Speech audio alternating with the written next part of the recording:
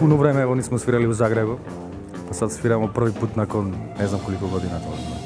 Par godina. Par godina recimo.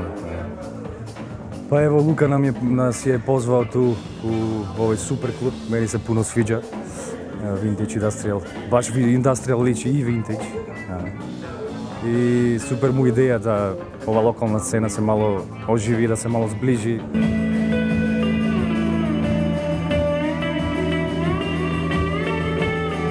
Dobra je stvar što negdje se mogu okupiti tako bendovi iz cijele regije koji mogu predstaviti svoj rad.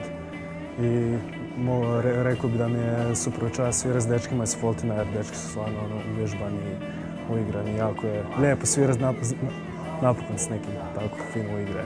Ove kilometre koje nas dele su stvarno nisu ništa. Čak iz Makedonije do tu je jedna večer nespavanja, nije ništa posebno.